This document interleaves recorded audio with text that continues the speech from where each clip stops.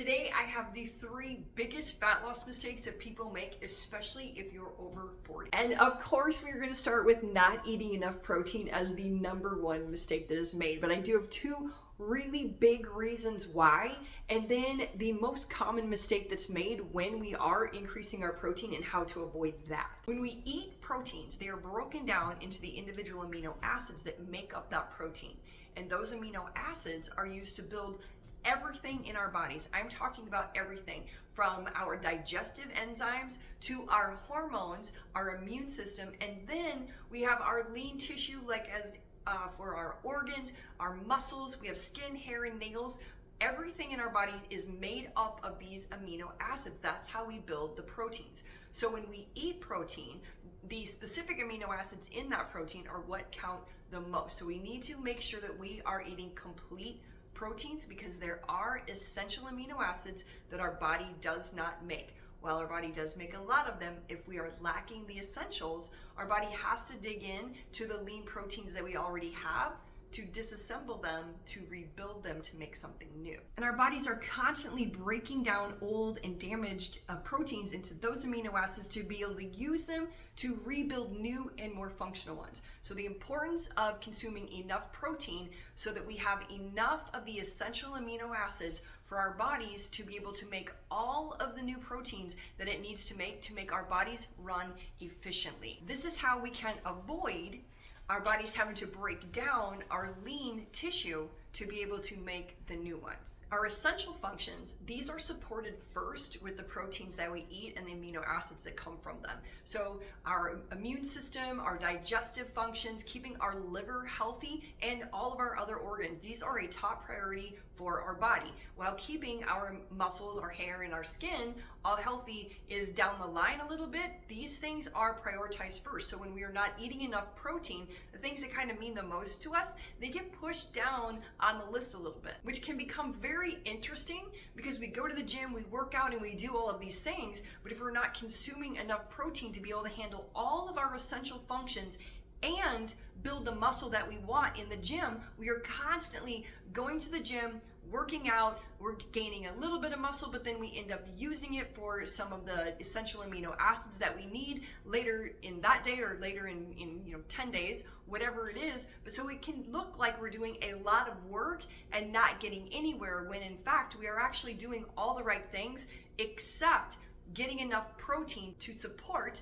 the amino acids that we need to do all of the building that we want to do. Which brings me to the second reason that hitting that protein mark is so important every single day. And that is that protein is not an energy source. And there are now dozens of studies backing the fact up that the fat that you gain is not from the protein that you eat. Do we possess the mechanisms to store protein as fat? Our bodies do possess this mechanism, but it is completely irrelevant in our lives today. Where this all gets clouded up is that we've been told that the only thing that matters is being in a calorie deficit. When if we can take those words and reinterpret them to be the only thing that matters is being in an energy deficit, and we can understand that the protein that we eat is not generally used as energy. Our body is never trying to do that. So when we go to calculate the amount of calories that we need a day, our protein calories, our essential amino acid part of that protein calories needs to be in one category. And then we can put our fuel calories, our carbs and our fats, into another category.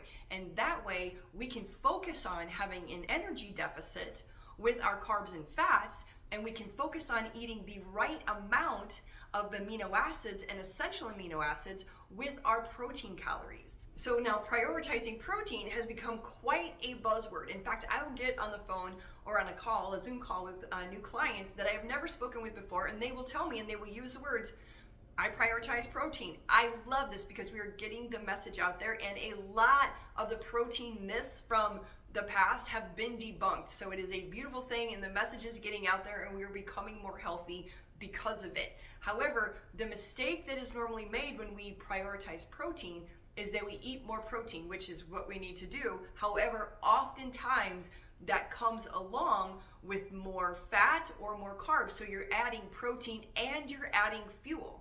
So if you have come into this video saying, listen, I already started eating more protein, Terrell, and now I'm still not losing any weight, or I have gained weight. This is generally due to the fact that you have also increased your energy intake, your carbs and your fats, along with that increasing the protein.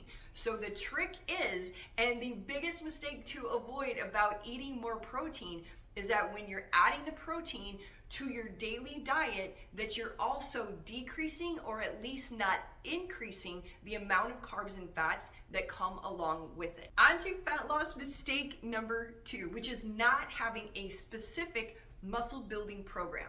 And this can look any way it needs to look for you. Whether you go to a gym, you have a gym at home, or you don't have any weights at all, maybe you only have access to resistance bands, which I personally absolutely love, or you just want to use your body weight because you don't have access to anything. All of these things work for building muscle, but your workout program needs to be specifically designed or specifically aimed at building muscle. Working out is such a broad term, and it includes absolutely all of everything that anyone would really consider a workout, because it's a completely individual experience, and it leads to feelings of success because we've checked it off our list. However, this can result in an invisible roadblock between you and your fat loss goals, because when we go to the gym, or we go, wherever our home workout is, or we go for a walk around the block, now we've checked our workout off, we've checked it off the list. So we have done this, we have been successful today. But if this workout, or at least, a certain number of them throughout the week, are not intentionally made or designed for muscle building, then this is not actually checking anything off the list except activity, which is fantastic because we need to check activity off the list. But muscle building is a huge part of your fat loss journey because it changes your body metabolically. And we need to hit the point where we have changed metabolically in order to move forward and get the look that we want. Of course, maintaining or improving your cardiovascular health is always important and needs to be included in any program. But when it comes to fat loss, building muscle is a huge part of increasing your metabolism, which is going to make fat loss easier and maintaining it way easier down the road. Plus, it also reshapes your body and lets you get the look that you are looking for. Plus, some fun facts about resistance training that we don't really hear about very often is that when you are doing resistance training, you do increase your cardiovascular health, and resistance training is one of the best ways to hold off and even begin to reverse Alzheimer's and other diseases of the brain as we age. I don't know about you, but this is super important to me. And one of the best parts about resistance training is that when you're working your muscles, you're actually using the glycogen, which is kind of the stored sugar or the stored carbohydrates in those muscles. And your muscles are one of the biggest storage containers for glycogen. And when you do resistance training, you actually use the glycogen specifically in the muscles that you are training. So when you are done with your resistance training session, your body is needing to put more glucose into them just in case you need to run, fight, or hide sometime in the near future. Your body sets you up to be successful at that. So after resistance training session, your body is like a sponge to soak up your carbohydrates or the glucose that you eat. All right, here we are, fat loss mistake number 3, and the one that I have kind of lumped a few things into one, which I call dieting harder. There are a few aspects of dieting that seem to work while we're doing it, and then when we come to a place where we're either stuck or we're not getting the results that we want, or something has kind of happened, we tend to push harder on these mechanisms of dieting, and it ends up causing more of an energetic issue, making it more difficult to lose weight down the road. And the biggest players in this issue are too much cardio, too much intermittent fasting, and way overdoing the low carb dieting. Each of these things individually causes a different problem energetically. So if we start with cardio as kind of energetic issue, is that cardio leads to a place of borrowing calories. Your body is very much in control of your calories out, and it regulates it. And we think that we are in control of it. So we think the more cardio that we do, the more calories that we burn. Well, what ends up happening often is that we do a lot of cardio, especially if it's super high intense for like an hour, and we think we were doing great. We went to boot camp class, we feel good, it was sweaty, we feel fantastic, and it's true. All of those things are true.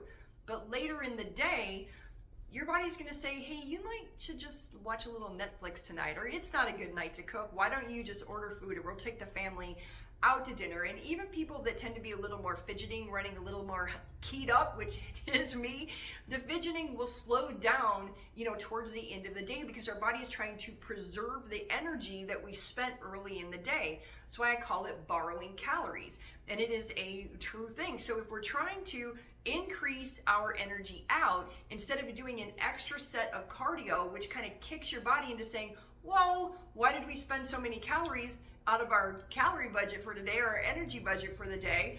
Why do we do that? Is something going on? Is something wrong?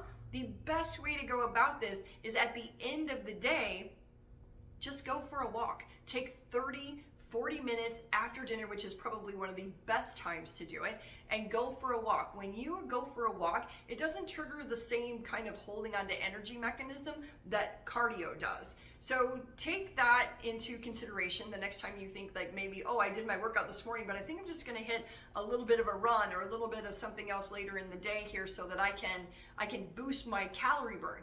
You may actually be kind of biting yourself in the tush with that, and your best bet may actually be to just go for a walk and allow easy energy to be used that won't trigger your body into holding on to it. And then, of course, is the intermittent fasting, which we absolutely love here, and it is so important for helping us control a hunger hormone called ghrelin, and we love it, and we definitely use intermittent fasting. But what happens is, when we've begun to lose weight, we're looking great, we're feeling great, and we're really trying to get to our goals, and things slow down a little bit, which they do, and we actually want them to do, we see that slowdown and we don't want it to happen.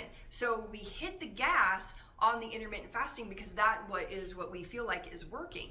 And then we start to create other problems because we increase our fasting window. So now we're going longer without food, and especially as women over the age of 40, this can cause too much of a cortisol response. This can have a detrimental effect on our leptin. And our leptin is a hormone that regulates our metabolism. And so when we are over fasting, our leptin can take a hit. And when that takes a hit, our metabolism takes a hit. And over the entire course of any fat loss program, the goal is to increase your metabolism. So we don't want to be cutting things out and doing things to an extreme that actually may see a few pounds like squeak off the scale, but in the end, they're actually taking our metabolism to a new low. And finally, overdoing the low carb dieting. Well, yes, eating too many carbs, especially if they're wrong, like processed, like just junky carbs, is not going to give us the look that we want and can have a negative effect on our weight. However, carbohydrates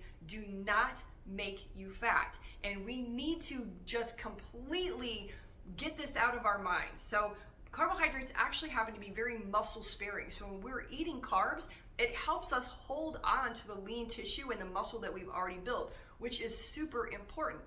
And being too low carb for too long can have a negative effect on hormones like leptin and thyroid. And thyroid and leptin are two very big hormones. Leptin, as we said before, which regulate our metabolism, but thyroid is a huge player in the regulation of our metabolism. And we are too low carb dieting for too long, our thyroid hormones can take a big damaging blow. So these are the major players in my world, and the reason that I am able to maintain a flat belly and a lean body at 55 is because I follow these three very specific fat loss rules. If you need help with any of these, please do not hesitate to reach out.